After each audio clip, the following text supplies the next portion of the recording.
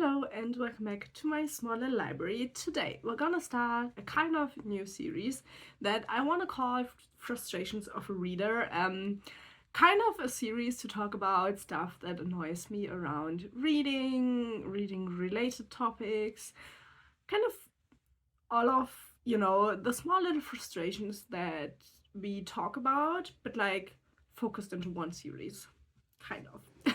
Because I do tend to go on like little rants in my vlogs, and I feel like some of them could make a video. And yeah, today I have a topic that I just want to talk about, which sparked this kind of idea for the series, and that is special editions of books. I'm reminded of the topic again because I have my Murderbot special editions are on their way to me.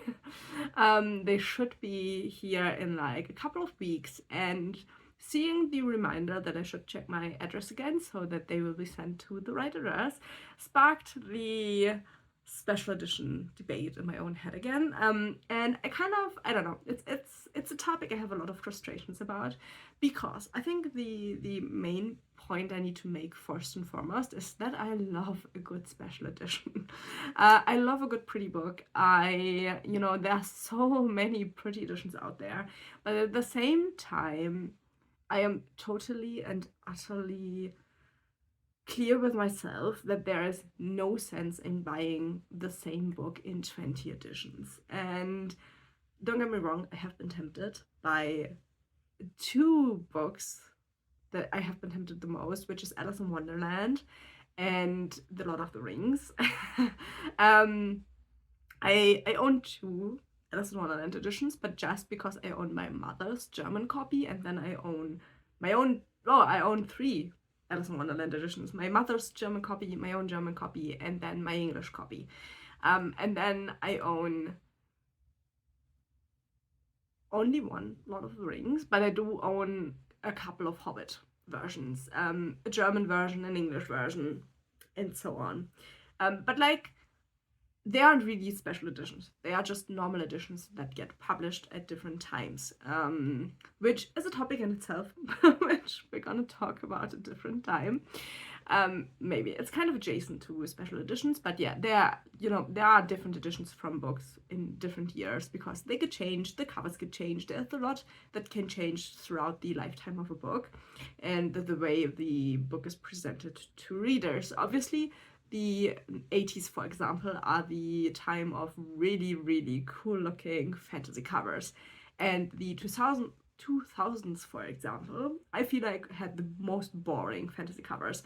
So obviously, like, the time in which we live in does dictate how books look. And then you have the special editions, the ones that are extra pretty or like extra fancy, that have colored pages, that just give you a little bit more. And as much as I love them, I think we are overdoing it. And I think I think it's something you see a lot on like Book Talk and BookTube. Like, a lot of people buying special editions. There are obviously a lot of different places where you can buy special editions. Ones that I own are from book boxes, so Illumicrate, for example. And then anniversary editions, I think, are pretty popular. So I will show you one in a minute, but like just as a general overview. And then you have, for example, the Folio Society, I think is the name. They publish really, really pretty books. And then you have just the authors themselves, Kickstarters, or for example, the publisher themselves also do special editions for like maybe a book club or something like that, There are a lot of different, like, in today's society, like, we try to make up things why we should have a special edition of a book. Let's be honest. Like, we will find a way to get a special edition made. And I think for a good amount of the books, it's because they look so boring in their normal editions. I feel like we have gotten to like really boring, generic looking books. Like, a lot of the books look the same. A lot of them look quite boring, in my opinion. And I feel like a lot of people are just wishing for prettier books, and that is what special editions are giving us. But when do you buy a special edition? Because I won't buy a special edition for a book I haven't read yet, because special editions can be really, really expensive. Depends on where you buy them and what type of a special edition it is, but they can be really expensive. And so you don't buy a special edition of a book you haven't read. That's not normal. That is something maybe booktubers do, but that is not a normal human behavior. So when will you buy a special edition? Most likely because you've read a book, you love the book, and you want to own more of it. And there comes the dilemma. How much is too much? Because I could buy a new Lord of the Rings edition all day, every day. But how many Lord of the Rings editions do I really need in my life? One, maybe two, maybe three.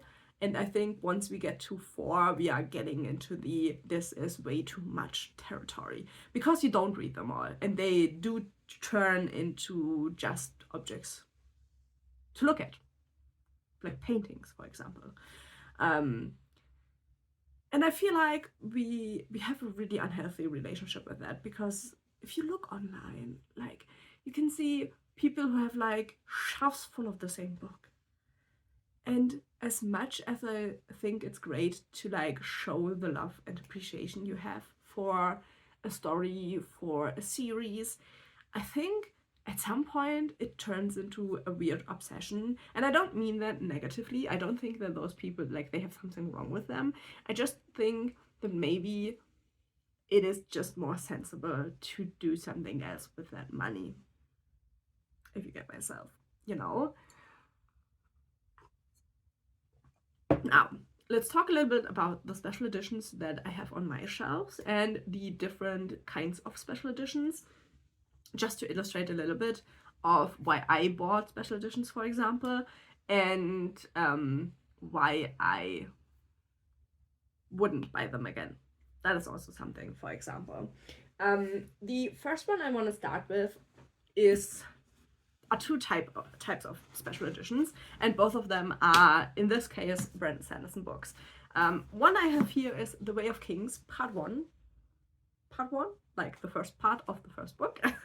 And then I have The Sunlit Man in this edition. Let's start with this edition. This is a book I bought at a bookbox site, so I personally think it's a Lumicrate, but I'm not totally sure, and it is not written in here, because I do think this edition exists outside of the bookbox site, but for me personally, I bought it on a bookbox site, advertised as a special edition. I own all, like, the first 4 books of this series in this edition, and I deeply, deeply regret buying them all in this edition. These were expensive. I think they were roughly around like 80 euros each book. Like, they come in 2 books for 1 book because they are so big. But yeah, I paid, I think, somewhere around 60 to 80 euros per book, which I feel like is a lot of money. And I actually did not read the series before I bought it, because I was so far into Mistborn by Brandon Sanderson that I was like, this man can do nothing wrong. I want this really pretty special edition, and this is one of the more boring special editions, but I did really like the design of them and the golden sprayed edges. So I went ahead and bought them, and then I just never read them, which was the next mistake. Yeah, and then it turns out I don't really love the series, and now I have some really expensive books on my shelves that I'm not even sure I want to read. And there we come into the big problem of, when do you buy a special edition? Definitely not when you haven't read the book yet. Let me tell you, this was an expensive mistake. They look really pretty on my shelves, but I feel like I could have invested the money in a lot of different books. And I would have had a more fun with those. So yeah, this is one of my biggest failures when it comes to special editions. I should have never bought this, or should have just bought the first one. But then comes the thought, you know, if I like it, I want to have all of the other books in the same look. A problem we're coming to in another book. And yeah, then I bought them all. And now I have a lot of books that I don't necessarily want to continue reading, because they are such big books. And I paid a lot of money for them. And that kind of hurts. So yeah. Don't do what I did. The other special edition is one I hold really, really dearly, but that was a really scary thing to do, at least for me. And that was these this is one of the 4 books of Brandon Sanderson Kickstarter that he did 2 years ago. I don't know, at some point. He did a Kickstarter for 4 books that he had written during the pandemic, I think, and you got these really, really, really pretty editions of the books. This, for example, is The Sunlit Man. I think this was book 3. So yeah, this Kickstarter cost me, I think, around 300 euros. 250 to 300 euros for 4 books. That is a lot of money. That was, like, you could also get like higher tiers with like merch boxes, and I was so close to buying them, but I just couldn't afford it. So I did the thing, and this was also my first Kickstarter, so it was really scary, though I did know that Brandon Sanderson obviously is an established author, so, you know, I did know that I would get the book, just you have no idea if you will like the book, you know. And I liked 3 out of 4, which is really good. But I didn't like the 4th one. And so the 4th one was an expensive book that I didn't enjoy. And that is now on my shelves. And it looks pretty. But like, it's a book I paid way too much money for me not enjoying the book because I couldn't read the books before I bought them. And you could have just bought the ebooks. Totally fine. I'm just not a big ebook reader, sadly. But yeah, so do I like this book? Do I regret buying the Kickstarter? No, absolutely not. Would I do it again? I don't know. I really don't know. Especially not from an author that isn't as established, to be totally honest, because you have no idea whether you will get what you bought on Kickstarter or not.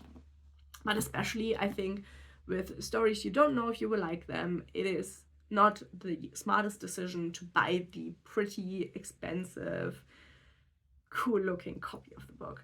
Just gonna be honest, I think it's a waste of money if you don't know whether you will like the story, because it's this like 50-50, either you like the story and you're glad that you bought the edition, or you don't like the story and you're stuck with a expensive book that is really pretty but looks really like took money out of your pocket that you could have bought other books with. And in my personal opinion, I just could have bought other books with it. Then we have the next category of special editions, and those are the book box books. This is just a recent example, Snow Gods by Claire North. This is one book I did enjoy. This is the Illumicrate Space version. I forgot what these, Starbright is the name of the version. These are really, really pretty books. I haven't made a bad experience with the looks of these books. They are also always signed, which I think is a pretty bonus. And they keep, like, they aren't too expensive. They are still more expensive than a normal version, but they aren't like expensive.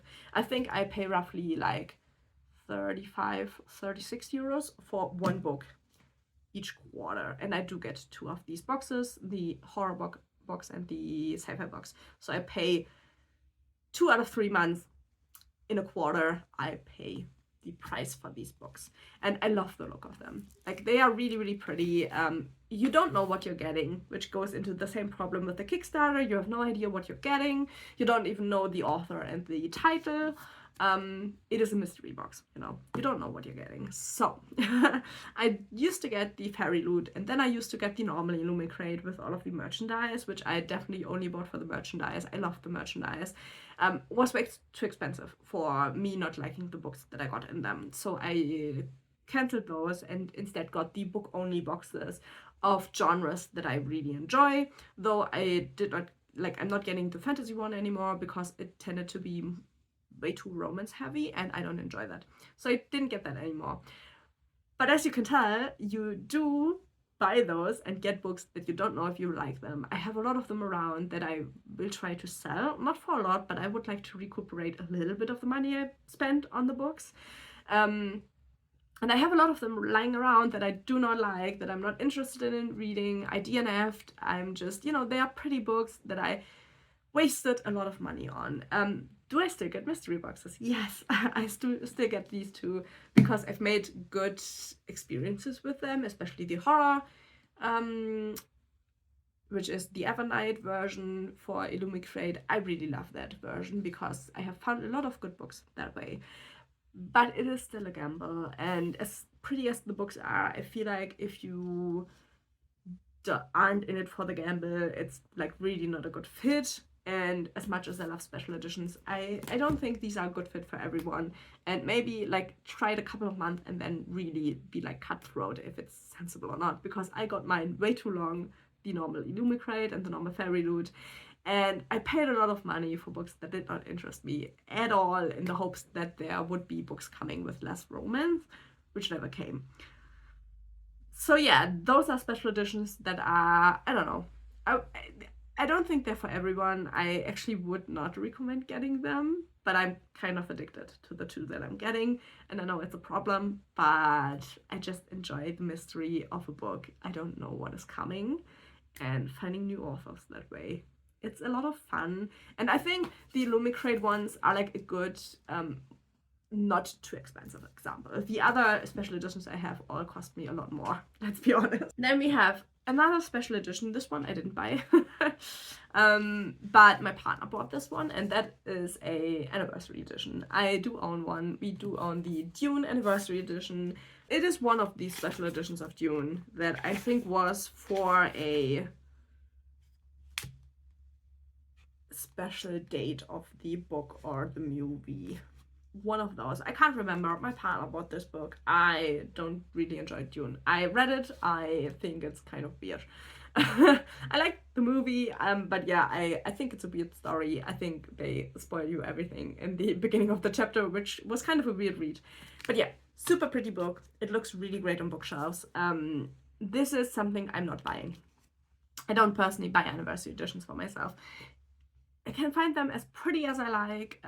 If it's a book that interests me, I will likely have it on my shelf already. So I do not buy these. We did not own Dune, actually. My partner read it, I think, as an ebook at some point. And then wanted a physical copy, so he got himself a physical copy. But that is something I'm not buying. So it's cool that I have an example because my partner bought it, but I would personally never buy a special anniversary edition, because most likely if it is interesting to me, I will have the book on the shelf, on my shelves already. And if I don't have an like especially ugly edition of the book, I wouldn't buy a new one. I think it's just not worth it. Like, if I like a book, I like the version that I have, and if I think the version is that ugly, I might exchange it, but it is not likely at all for me to do that. The Lord of the Rings edition, for example, was a gift that I got from my partner. I wouldn't have bought it myself, because this is also a special edition. This is illustrated by Tolkien himself. And yeah, my partner gifted me that. I think special editions are pretty great gifts. Like, if you have a reader and you know what their favorite book is, give them a special edition of the book. That always goes great. That way they can have a special, super pretty extra edition, but they didn't have to spend the money, so it's not on them that they own the edition. I think that's totally fine. I just wouldn't ever buy them myself. We have the last one. I don't even know if you would consider these special editions, but I'm gonna show them anyway, just because of the contrast. These are books 1 and 2 in the Wheel of Time. Yeah, I found this really, really weirdly small edition, I think on Amazon secondhand, something like that. And I didn't want to pay a lot of money, and this edition was pretty cheap. Well, as cheap as you could get a bound copy of a Wheel of Time novel, which isn't cheap, but you know what I mean. And so I got this edition, and then I went out and was like, oh, I would love to get copies of the other books in the series, and also hardcover copies. And this is what arrived. And now we have this wonderful effect that opens up a lot of trouble with a lot of special editions, is getting books in series in special editions, and then you put them on your shelf and you have something like this. Normally it's not quite as extreme, but you get what I mean, you know. I personally really dislike the look on a shelf. If I buy a series, I would like the whole series to look the same, which is the reason why I ordered the Murderbot series, because I do not own the Murderbot books. I only lent them from my library and I love them, so I ordered the complete series as a special edition, which makes it so that they will all be the same edition when they are on my shelves, which I'm really happy about. But yeah, you have the problem of book editions not matching. They don't even have to match in design, but a lot of them just don't match in format as well. And so the shelves look quite chaotic through that. I personally don't enjoy that. If you enjoy that, fine, good for you actually, because you are a lot more free with what editions you want to buy from books. But for me, I hate this. Obviously, I wouldn't, like, I'm not gonna get rid of the books because of it. But if I ever try to complete the series on my shelves, which, you know, I have read the first one, the first two, I would like to continue with the series. I will have to look for the correct editions. I would love them all in these editions. They are pretty expensive secondhand, which is why I haven't gotten around to buying more of them.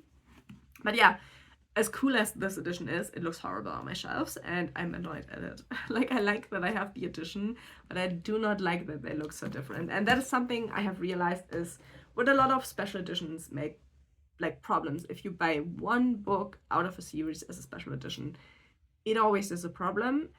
A lot of, like, the book box stores like Illumicrate and stuff have started publishing whole series in special edition, which is really nice, but that is not the standard. It's like really 50-50 whether you can get the whole series as special edition, which makes it even more expensive to buy the whole series again. Like, if you've read the first one and you're so in love and then get the whole series as a special edition, I think that's fine. But if you've already read the complete series and then you go out and buy the special edition, I feel like that is so expensive for something that really has no other reason than looking pretty on your shelves and being able to say, I own that edition. Which, I'm not a collector who is into being like, oh, I own this edition of a book. You know, I own a book, I read a book, I love a book. That is all I need from my books. But as you can tell, special editions do make my life a lot harder, and they frustrate me so much because I'm not immune to a pretty book. And I, on a regular basis, have to tell myself, no, you do not need this edition of a book. And I do try to refrain from buying special edition of books I haven't read yet. So if I do lend a book from my library, then I'm open to buying a special edition if I don't have it on my shelves, but I love the book enough that I want to have it on my shelves. But other than that, I try to refrain from buying special editions from books, except for book boxes, because that is a trend or a rabbit hole I've fallen down, and at least for the book-only boxes, I'm still firmly in there because I do enjoy the whole experience, and I know that it's not ideal and that I could buy, obviously, the books cheaper on their own, but they do allow me to find new authors that I wouldn't have found otherwise. So, you know, I'm on the fence on that. I don't think it's ideal, but I also can't stop myself. But yeah, this is kind of all I wanted to talk about, my frustrations with special editions.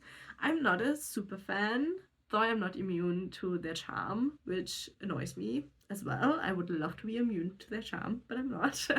So yeah, I kind of love to hear your opinion about special editions. Do you buy them? Do you stop yourself from buying them? What is your opinion about them? I would love to hear that in the comments. Yeah, thank you so much for watching. I hope you're having an interesting discussion down there. And yeah, if you would like to subscribe, leave a like, something like that, that would mean a lot to me and help me a little bit out here. And so yeah, I hope you enjoyed this video, and hopefully I will see you in the next one. Bye bye.